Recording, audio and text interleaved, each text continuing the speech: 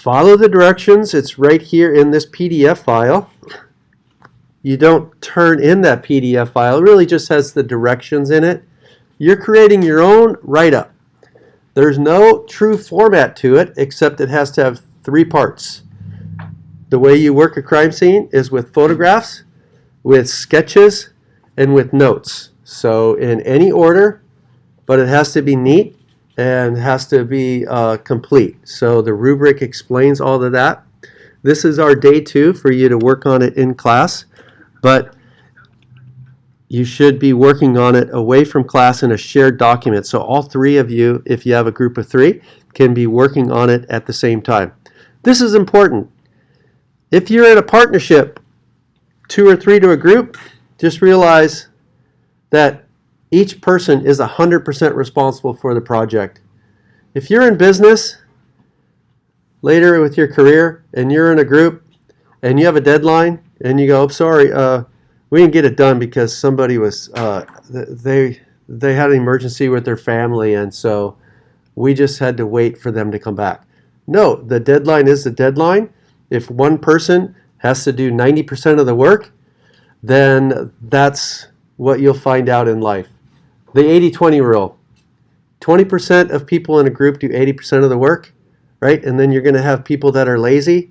So it's up to the group to keep each other accountable. If you're splitting up the work, and it does go nice and neat because there's 3 parts. All right, this person does part photographs, this guy does the notes, this guy does the sketches.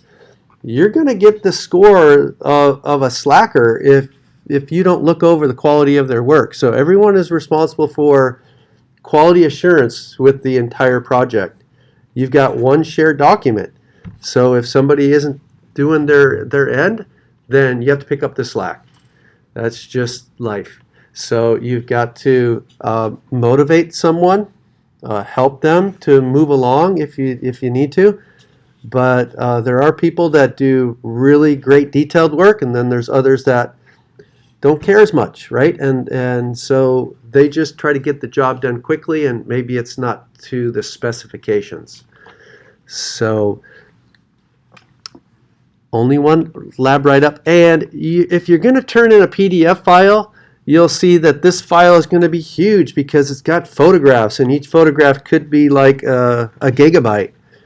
So if you're turning in a PDF file, shrink the size of it. There are websites for you to do this.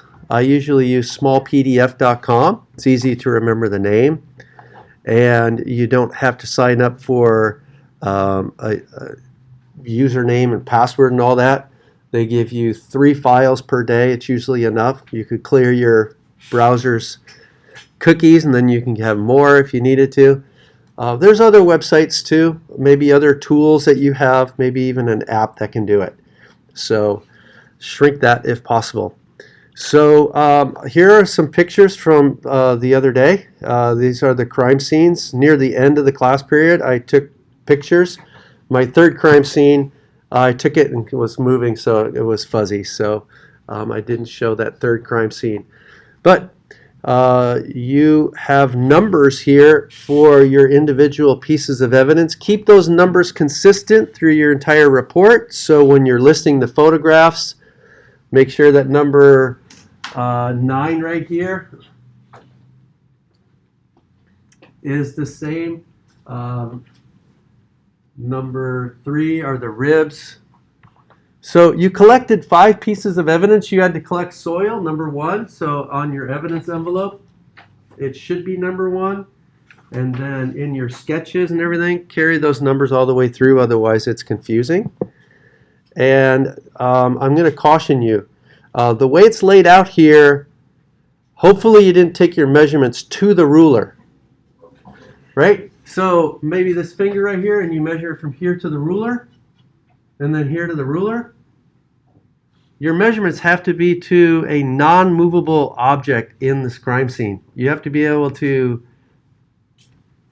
pick this up and set it down in the room where it was in the room, not where it is to an arbitrary ruler that you set down on the floor. If you use this ruler, then you have to define where the ruler is. The ruler here is going to be so many inches or feet from that non-movable cabinet. And then how about this side? There's nothing in the picture that I took that shows a non-movable object. You can't measure to the edge of a movable chair. So make sure that you have done good measurements. So if you fully define where that finger is and another object, now you can start to measure from here to here. That's okay. You don't always have to go to the non-movable object. If you fully define some things inside the picture, now you can start measuring to that object because it's all fully defined. And I'll get to some of your questions here in a minute.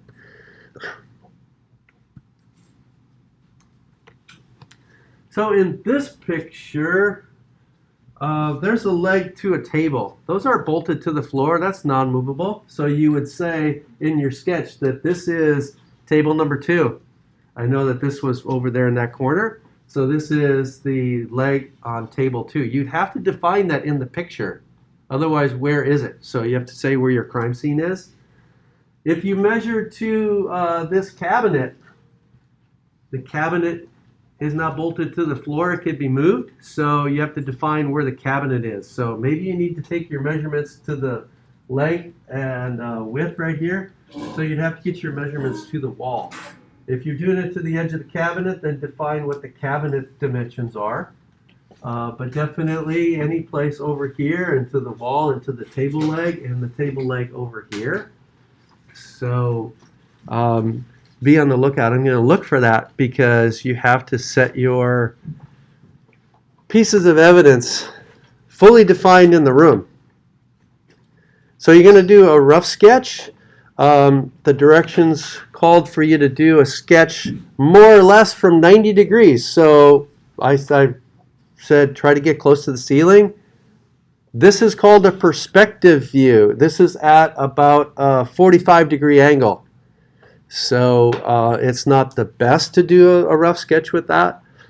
And so it's hard to see everything. You also need to have close-up photographs, and I don't have any to show you, but when you are doing a close-up of number 7, you should crop that so that it doesn't have inches around it.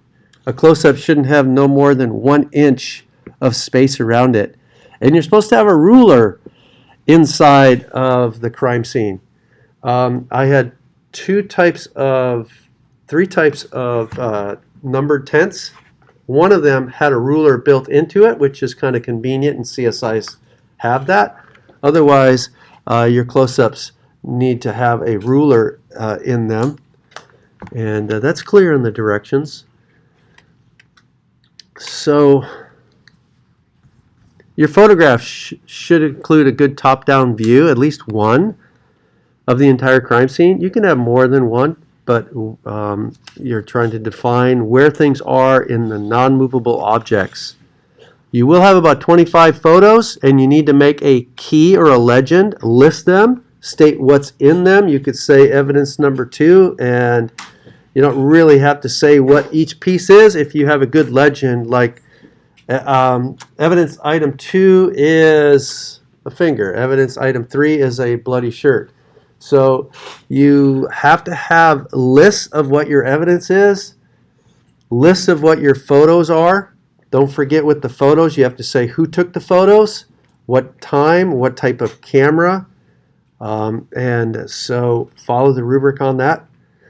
And I already mentioned the sketches. So the rough sketch can have an underlying photo layer, but every piece of evidence has precise 2 measurements to non-movable objects in the scene.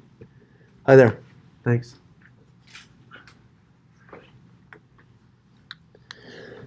The final sketch. Nothing can appear in the final sketch that didn't first appear in the rough sketch, and it's done neatly. Autodesk Sketchbook is preferred. No handwriting. No underlying photo. Don't forget the title block, the legend, the north indicator, and identify the tables by number or location in the room. Everything is standalone.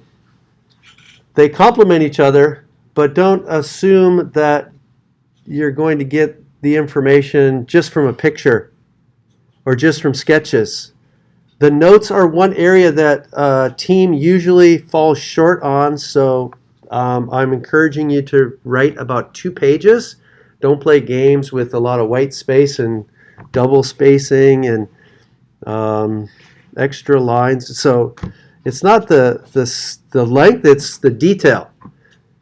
This should be so detailed that it reads like a novel, that you know everything that happened in the scene, who did what, who worked the photos, who worked the sketches, what happened when you arrived at the crime scene. So don't forget things like the police had already been here and secured the crime scene.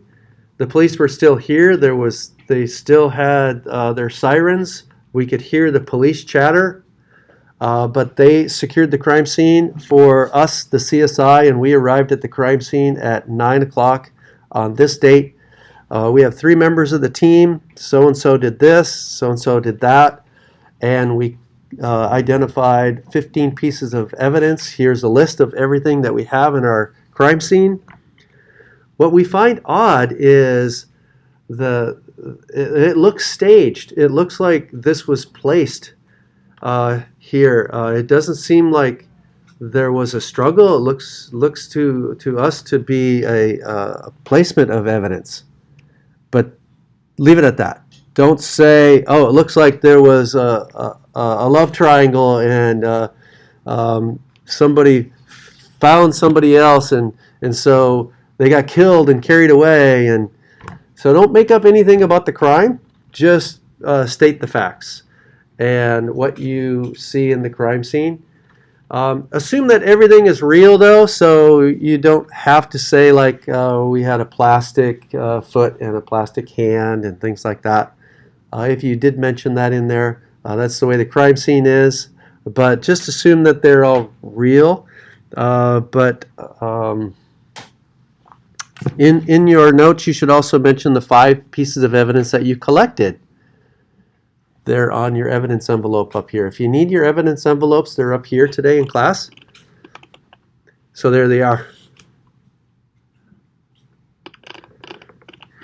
I gave you a copy of the rubric, which is at Canvas. So when I open up your file, I'll have this right next to me, and I'm just looking for the pieces.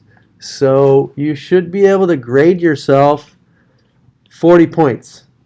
So make sure that you really look at it in detail, as this is a big project here. Now subsequently, we're going to have a lab for each of these pieces of evidence, and we're moving into our trace evidence. So we'll spend about a month on how you analyze different things.